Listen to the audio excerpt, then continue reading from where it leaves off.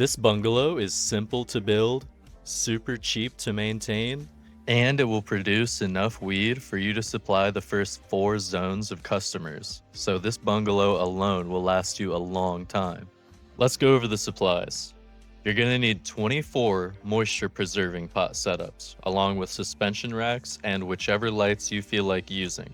You don't absolutely have to have the full spectrum lights, but they will make a slight increase in production. You'll also need 5 large storage racks, 1 safe, 1 packaging station, 5 lockers, and 3 trash cans. I also have a brick press as well to show you how I would change the build after unlocking it. I start off by placing the lockers in the bedroom along with a bed for myself. Then I'm going to place large storage racks on either side of the dividing walls in between the bedroom and the kitchen. So we'll have 4 storage racks on these walls, and then 1 more on the dividing wall between the kitchen and the living room, and that one will be our botanist supply shelf. Then I'll place my packaging station 1 tile away from this supply rack, and I'll place a trash can right next to it. Then I'll drop this safe off in the bedroom as well, and then we can move into the living room for our pot setups. As with most of my layouts, we're going to start by placing these pots against the back wall of the living room. I do it this way so that we can have a 2-tile walkway in between our rows of pots. The side walls of the living room will each get a full row of 4 pots. Then we'll move over to this dividing wall and we can place another cluster of 4 pots and finish off by placing our trash can. I toss 1 more trash can here in this corner just for fun. And I want to pause here and say that this setup right here as it is will supply all of your customers for a long time early in the game.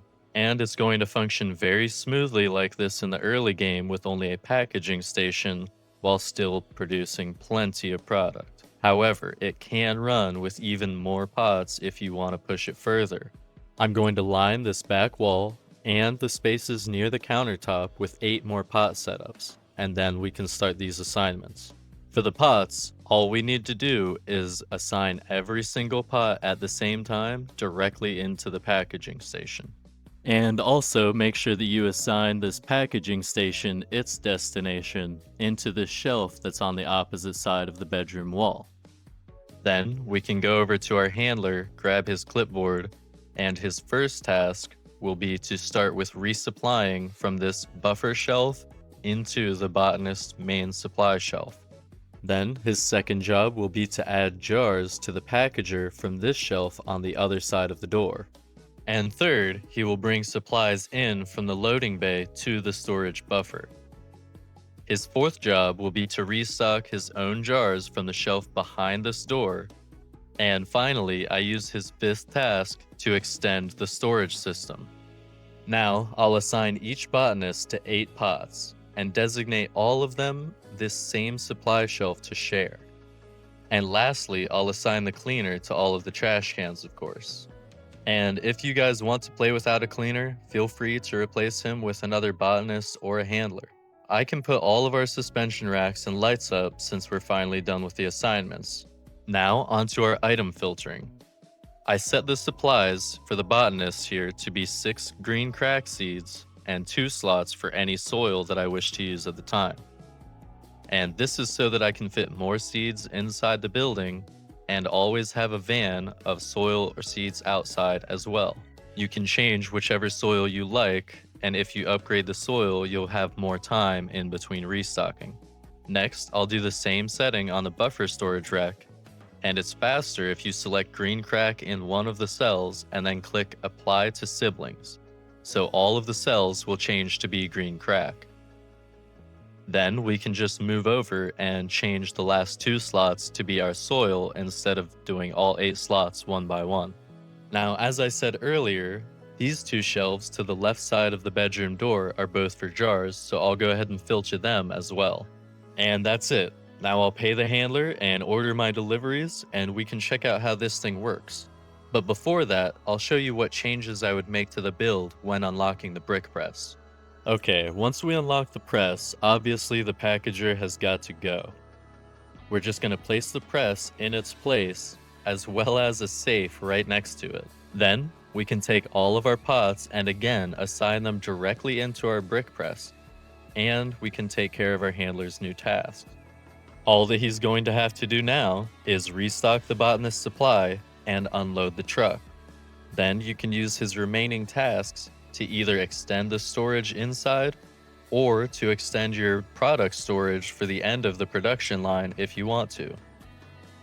Unlocking the brick press is wonderful for this build because you'll never need to worry about jars or any stuttering at harvest time, because the 2 slots of the brick press allow for all 3 botanists to constantly be depositing weed into the press.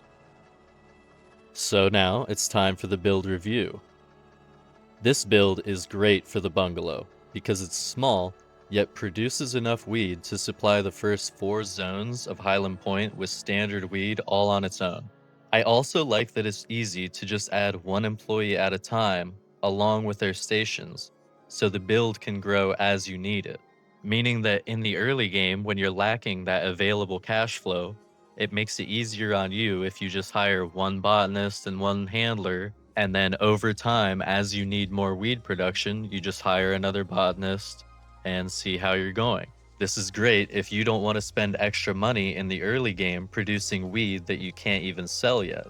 So you could just run those 2 botanists and 1 handler for a long time. But of course, I will also say this build functions very well with 3 botanists after unlocking the brick press.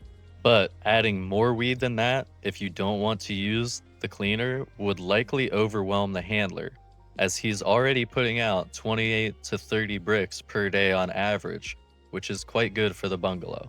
And on the topic of removing the cleaners and replacing it with another handler or botanist, I want to ask you guys, do you think that I should continue to use cleaners in these builds so that we can prepare for when the trash generation in the game changes? Or do you think that I should just stick to builds that are maxed out and based around using the clear trash command? I don't know, I'm still kind of in between on it myself personally. I hate to see the cleaners and the trash cans go to waste, and I feel like it's an interesting concept, but we have to use clear trash no matter what at a certain point just because of the world generation, so I don't know. You guys let me know what you think. And one other thing that I wanted to ask you guys is, do you want to see more builds using standard quality weed, since we don't need heavenly quality for the first few zones of customers? Or would you like it if I just made every build heavenly quality, even though there's less production and you won't hit 10 mil quite as fast? But anyways, as always, thanks so much for watching, guys, and I'll see you in the next one. Peace out.